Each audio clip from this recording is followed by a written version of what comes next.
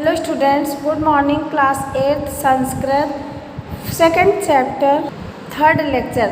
चलिए बेटा चैप्टर शुरू करते हैं। देवः वदति, देवता कहते हैं राजन, यद्यपि ऋषि नियम अनुसारेण हवनम करोति, जबकि ये ऋषि मुनि नियम पूर्वक हवन करते हैं, किंतु तथापि यस्य मनसि भावा नास्ति, लेकिन इनके मन के भाव अच्छे नहीं हैं। अतः प्रसन्ना न भवामि, इसलिए मैं खुश नहीं होता हूँ। राजा देवस्य वचनम श्रुत्वा, राजा देवताओं की बात सुनता है।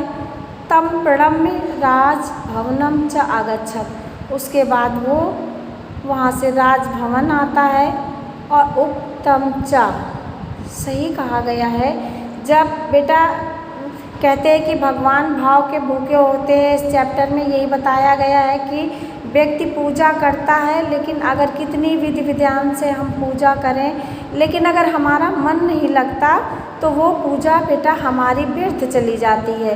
इस चैप्टर में बेटा यही बताया गया है कि ऋषि मुनि यज्ञ करते थे तो बहुत नियम पूर्वक हवन करते थे, लेकिन पूजा पाठ करते थे, लेकिन उनका मन नहीं लगता था, वो भाव अच्छे नहीं थे, इसलिए भगवान उनसे प्रसन्न नहीं हुए थे। और जो राजा ने बहुत भावपूर्वक किया, उसने विधि विधान से पूजा नहीं की, लेकिन उसके भाव अच्छे थे, तो इसलिए भगवान उससे खुश हो जाते हैं। तो इस लेक्चर में आपको इस कहानी से बेटा यही शिक्षा मिलती है कि भगवान भाव का भूखा होता है, हमें अपने भाव अच्छे रखने चाहिए। अतः प्रसन्ना ना भवाम, भगवान कहते मैं इसलिए प्रसन्न नहीं हुआ। राजा देवस्य वचनम श्रुत्वा, राजा देवताओं की बात सुनकर उसको प्रणाम कर राजभवन में चला जाता है।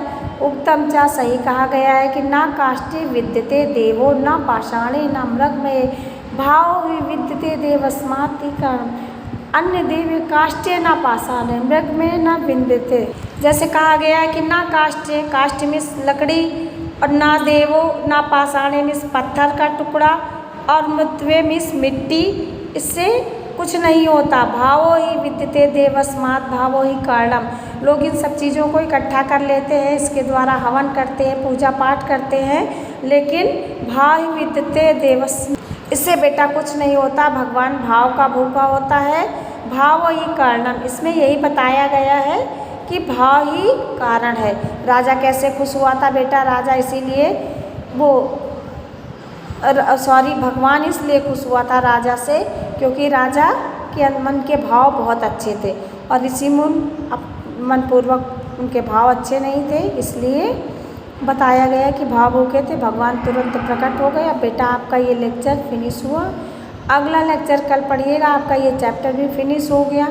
होमवर्क में बेटा आपको ये इसका पूरे का अर्थ अपनी रफ कॉपी पे लिखना है और रीडिंग लगानी है। Thank you class.